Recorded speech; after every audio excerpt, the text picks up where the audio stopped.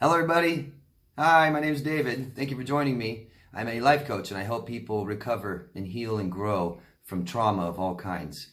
I've been doing some videos lately about the coronavirus, and so I want to make another one. This is one that I've been wanting to make more than any of the others. Right now, people are feeling unstable. This disease is worldwide, and it's intrusive, and it's completely for some of us taken over our lives, for some of us taken our lives. Everybody in the world seems to be affected by this. I wanted to go over some of the problems this causes, not just to everybody, but to people who have past trauma, different forms of post-traumatic stress disorder. Like I was saying, it was so intrusive. This is everywhere, isn't it? It's on your television, it's in your radios, it's on the internet, it's all over the news, it's in your community, your family, your friends, and work, if you're even able to work. I wanted to talk about deprivation, things that we are deprived of, emotionally and physically, and how some of this triggers our traumas. And even if we're healed, this is affecting me. I know I'm healed from my form of P.T.S.D, but normally we have the ability to remove ourselves from experiences that do trigger our past traumas. I mean, I don't have triggers anymore. I'm healed from my past. But if I was to be thrown into another narcissist abusive relationship that caused me my trauma, if I was to do that again, I would be re-traumatized. And nobody is impervious to abuse and different forms of trauma. So I've healed and I know how to keep myself out of these situations. But it's impossible. It's impossible.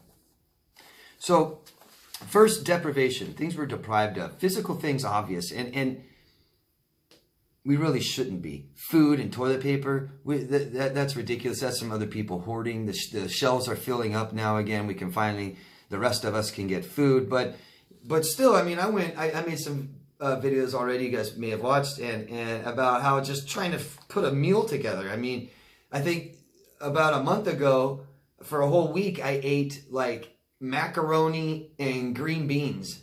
That was just like, that's all I could find on the shelf. One can of green beans or two maybe, and then one bag of macaroni. It was the only pasta. It was crazy. But and that's okay for a little while, right? That's not that big of a deal. But when if that keeps happening another week and compounded with all this other stress. So real obvious physical things we're deprived of is maybe for some of us food, but contact, physical touch, hugging, kissing, face-to-face interaction, something called serve and return. It's so important that we conversate with people, look eye to eye, and I throw something out there, I serve, and then you return. And this happens with babies. Really important that we do this with our children. But we're not getting that. I go outside and I wear my mask, and other people are wearing masks, and you can't even hear each other. I'm getting what I believe I'm getting is like xenophobia. There's stigma, some people not everyone's wearing masks. So I think some people that are wearing masks, I see other people like this, they get away from the people with the mask. But then they'll walk right in front of people with no mask. It's like you're actually you might get sick because of that, and you're all scared, But that feeling that somebody reacts to you that way, looks at you that way, stands away from you further, can't hear them, they can't hear you. What? I don't know. What? I mean, it's awful. It's really bad. And deprivation. Through all this, and I'll show you how this lowers our energy levels. Emotional deprivation. This is what matters. This is what matters. We, and many of us, root ourselves in our physical needs. And we focus on these things so much. And we neglect and ignore our emotional needs. Now, in this video, I'm going to talk about some things that I've talked about before.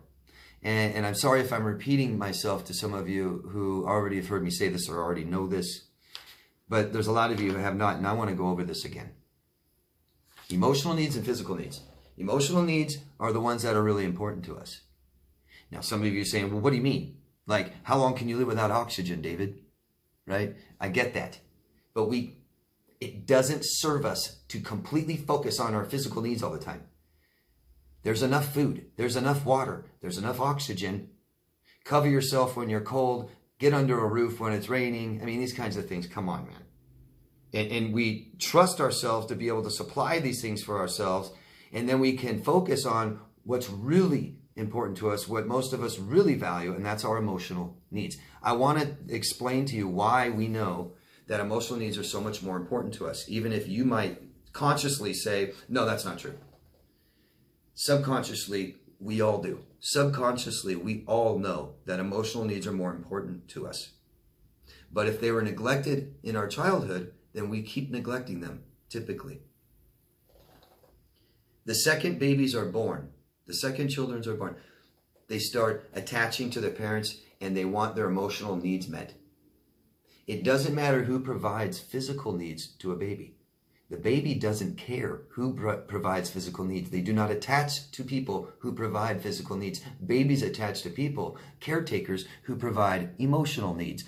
That goes to show right out of the womb how much more important they are. And that shouldn't change. That should become even more and more and more important. And we should value them even more. We are not taught how to meet our emotional needs. We instinctively know how to meet most of our physical needs. So why would we concentrate and focus on physical needs so much? Because we buy into commercialism, capitalism, we buy into the news, things like this that focus on our physical needs, and they threaten that they'll be taken away, that we'll be deprived of these things. And that triggers this focus on physical needs. And we forget our emotional needs. And if you meet your emotional needs, you won't freak out during these times. You'll feel secure. So let me just go down emotional needs real quick again. Secure, because here's the deal. Emotional needs are most important right now, all the time. If we meet our emotional needs, we'll be doing better right now. The problem is, and we usually focus on about 10 different emotional needs. And that's emotionally healthy adults tend to focus and meet their own needs, and they meet about 10 different emotional needs. And they can be a little different amongst people. Some of these are mandatory. So I'm going to read off 10 that I've chosen that are very common with other people and what they need. And I'm going to show you how this is the problem. And you guys think it's physical deprivation. It's not. It's emotional deprivation that's causing us a problem, and it's making us freak out and hold on to and focus on the physical needs because we've been neglected of our emotional needs, so we don't focus on them. And I'm trying to get you guys to focus and change your attention to this physical outside crap to what you need inside.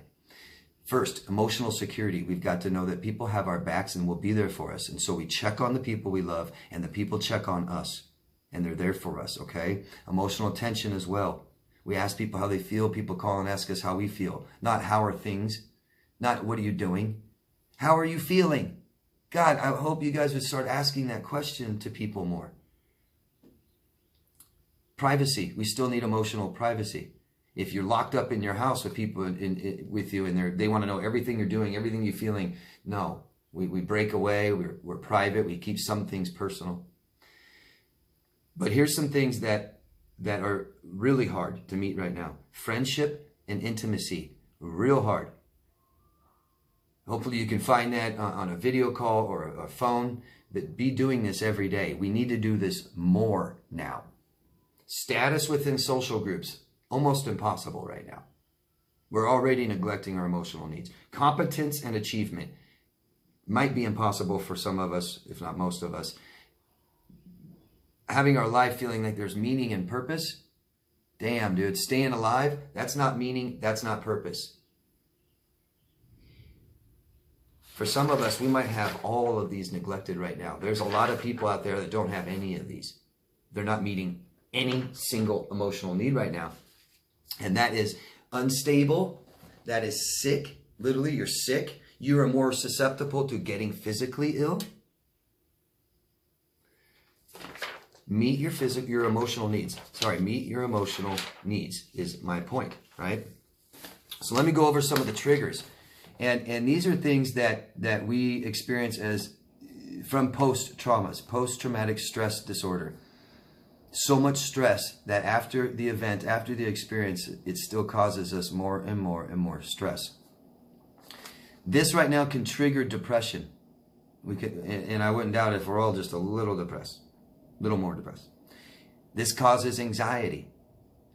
This can cause panic reactions and attacks, mental confusion, dissociation, severe insomnia, suspiciousness, alertness, hypervigilance, doubt, loss of concentration and memory, unable to manage basic self-care and relationships, severe isolation, avoidance, helplessness, and hopelessness are feelings that are being caused from this.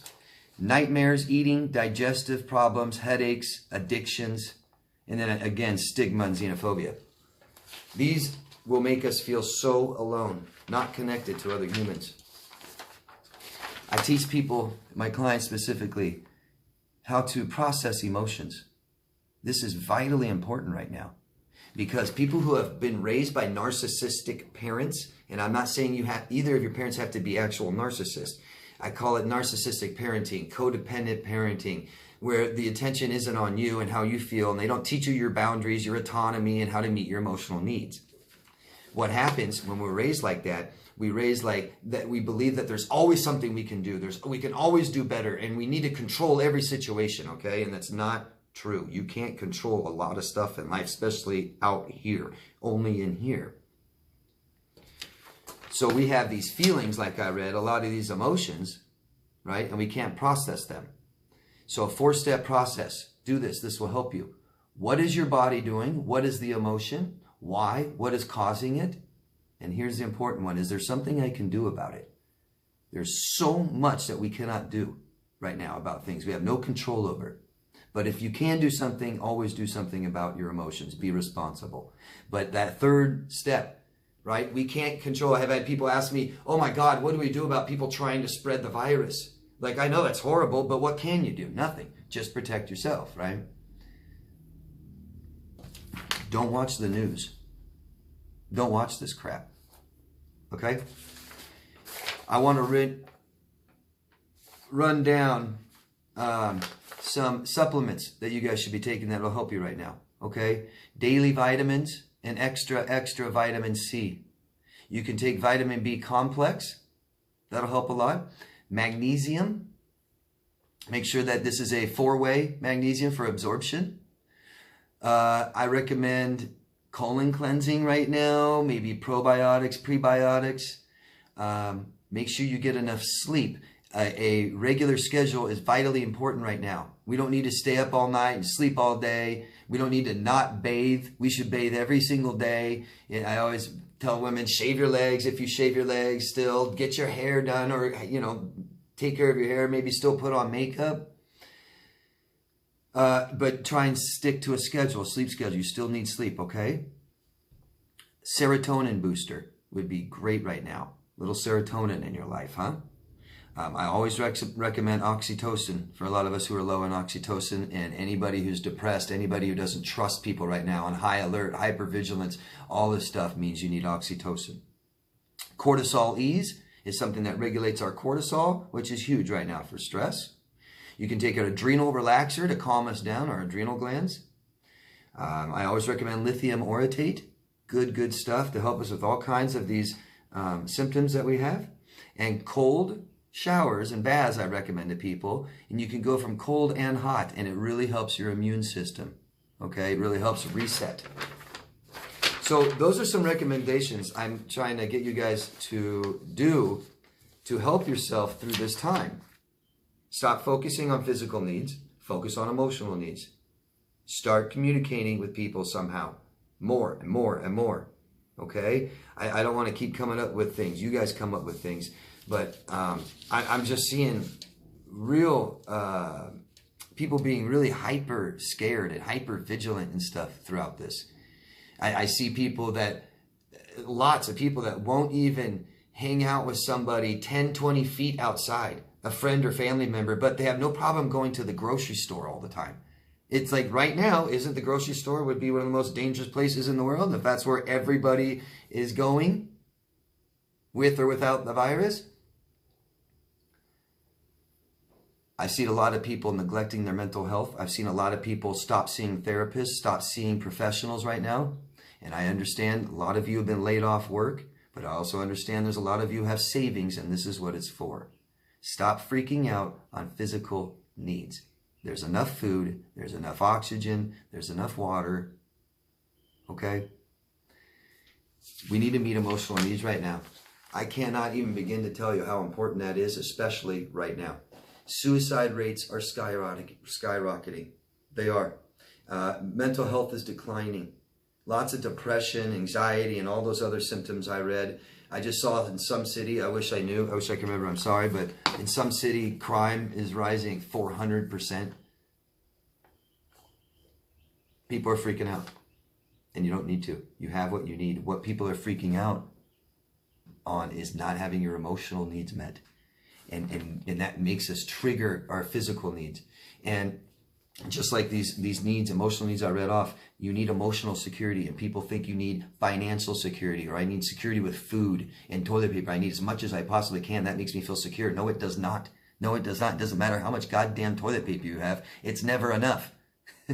It doesn't help you feel secure and give you emotional attention and autonomy. We need these things more than anything, most important things in our lives, and now is not the time to deprive yourself of them.